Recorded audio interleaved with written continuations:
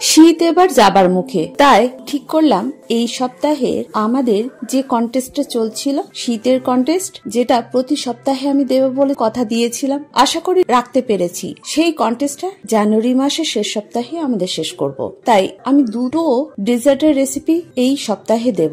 এক হচ্ছে কুলের আচার, আর একটা যেদিন দেব সেদিন দেখতে পাবেন। আজ আমি সমাজশ্রী চলে এসেছি রোজগার রান্নাঘরের মতো আমার রান্নাঘরে একটা নতুন রেসিপি নিয়ে। না, এটা কোনো নতুন রেসিপি নয়, এটা বহু প্রচলিত এবং পুরাতনী রান্নার মধ্যে অন্যতম। তবে কিছু কথা বলে রাখি, আচার তৈরি করার আগে সব সময় মাথায় রাখতে হবে সেটা যেন কোনো ধাতুর পাত্র না হয়। সেটা যদি মাটির পাত্র অথবা ননস্টিকের যদি কোনো পাত্রে রান্না করা যায় সব থেকে ভালো হয়। আজ আমি সেই প্রচলিত ধারাকে বজায় রেখে আমার রান্নাটা শুরু করেছি।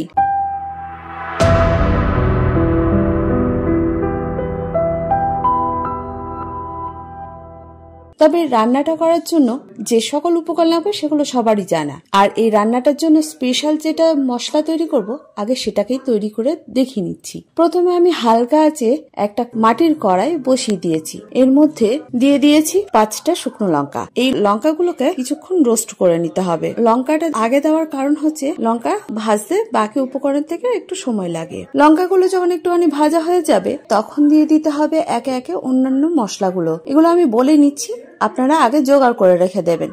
আশা করি প্রত্যেকের বাড়িতে এই মশলাগুলো থাকে। প্রথমে দিচ্ছি 1.5 চা চামচ ধনে, 1.5 চা চামচ জিরে, আবার এগুলোকে বেশ কিছুক্ষণ নাড়াচাড়া করে নিচ্ছি শুকনো লঙ্কার সঙ্গে। তারপরে দিয়ে দিতে হবে 1.5 চা চামচ পাঁচফোড়ন আর 1.5 চা চামচ মৌরি। এই সমস্ত উপকরণ এখন হালকা আঁচে ভেজে নিতে হবে। যখন সুন্দর একটা গন্ধ বের হবে তখন আঁচ বন্ধ করে এটাকে নর্মাল তাপমাত্রায় আসা পর্যন্ত অপেক্ষা করতে হবে। নর্মাল তাপমাত্রায় আসার পর এটাকে গুঁড়ো করে নিতে হবে। সেটা আপনি মিক্সিতেই করুন অথবা শিলবাটায়। এখন আমি এটাকে মিক্সিতে গ্রাইন্ড করে নিয়েছি। এবার আমি চলে যাই মূল উপকরণে। 1 কেজি কুল বোটা ছাড়িয়ে নিতে হবে আর এটাকে ফাটিয়ে নিতে হবে। ফাটিয়ে নিলে দুটো কাজ হয়। প্রথমত এইভাবে কুল ফাটিয়ে নিতে আমি আমার ঠাকুমা, দিদা, মা সকলের কাছে এইভাবে দেখেছি। কারণ হচ্ছে এর ফলে মশলা গুড় খুব ভালোভাবে কুলের সঙ্গে মিশে যেতে পারে। আর দ্বিতীয়ত হচ্ছে কুলের মধ্যে যদি কোনো পোকা লাগা থাকে বা কোনো কিছু নষ্ট কুল থাকে সেটা আপনারা দেখে নিতে পারবেন। কুলগুলো ফাটিয়ে নেওয়া এবং বোটা ছাড়ানো হয়ে গেছে। এটাকে আগেই ভালোভাবে ধুয়ে নিতে হবে। এবার চলে যায় মূল রান্নায়। আবার মাটির কড়াই গরম হতে দিয়েছি। এর মধ্যে দিয়ে দিয়েছি পরিমাণ মতো সর্ষের তেল। তেলের পরিমাণ খুবই কম। তেল গরম হয়ে গেলে দিয়ে দিতে হবে একটা শুকনো লঙ্কা আর 5 ফোড়ন। ফোড়ন থেকে যখন সুন্দর গন্ধ বের হবে তখন কুলগুলোকে দিয়ে হালকা আঁচে নাড়াচাড়া করতে হবে। এতে আচারটা খেতে বেশ টেস্টিও হয় ও অনেকদিন পর্যন্ত এই আচার থেকে যায়। কুলের গুণাবলী আমি দেখিয়ে দিচ্ছি। কুল বেশ কিছুক্ষণ এই হালকা আঁচে নাড়াচাড়া করে নিতে হবে। এর ফলে কুলের ভিতর যে লোদ অংশটা থাকে সেটা অনেকটা কেটে যাবে, যার ফলে কুলের আচারটা বহুদিন পর্যন্ত আপনি সংরক্ষণ করতে পারবেন রোদে না দিলেও। 3-4 মিনিট পর যোগ করতে হবে 1/2 চা চামচ নুন। চাইলে এখানে বিট নুনও ব্যবহার করতে পারেন। আবার নুন দেওয়ার পরে বেশ কিছুক্ষণ নাড়াচাড়া করে নিতে হবে। 2-3 মিনিট পর আমি এখানে দিয়েছি বিট নুন। এখন এই কুলগুলোকে একটুখানি খুন্তির সাহায্যে একটু পিষে ফেলতে হবে। আর এই কাজটা করতে হবে বেশ হালকা হাতেই, যাতে না মাটির কড়াইটা ভেঙে না যায়। এভাবে আমি 6 থেকে 7 মিনিট কুলগুলোকে রান্না করে নিয়েছি। কুল থেকে যখন একটা সুন্দর গন্ধ বের হয়েছে তখন দিয়ে দিয়েছি পরিমাণ মতো গুড়। গুড়টা গলে যাওয়া পর্যন্ত এই নাড়াচাড়াটা বজায় রাখতে হবে। আমি এখানে প্রায় হালকা আছে 10 থেকে 12 মিনিট রান্না করেছি।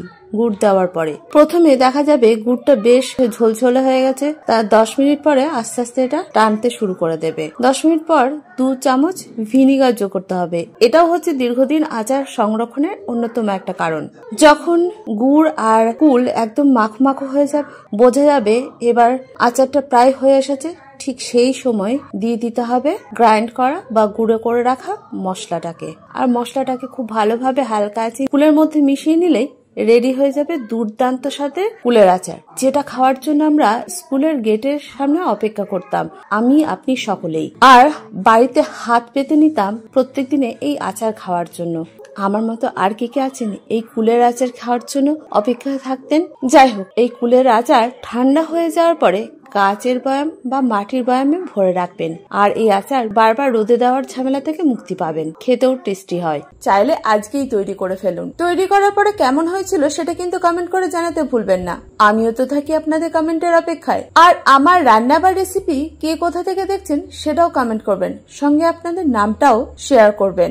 আমার রান্না বা রেসিপি ভালো লাগলে লাইক শেয়ার করতে ভুলবেন না। যারা প্রথম আজকেই আমার রান্না দেখছেন, ইউটিউব থেকে দেখে থাকলে চ্যানেলটাকে সাবস্ক্রাইব করবেন, ফেসবুক থেকে দেখে থাকলে পেজটাকে ফলো করতে ভুলবেন না। এটাই আপনাদের কাছে ছোট্ট অনুরোধ। আর যারা প্রথম দিন থেকে আমার সঙ্গে আছেন তাদেরকে অসংখ্য ধন্যবাদ। যাই হোক, আজ এই পর্যন্ত। দেখা হচ্ছে পরবর্তী ভিডিওতে।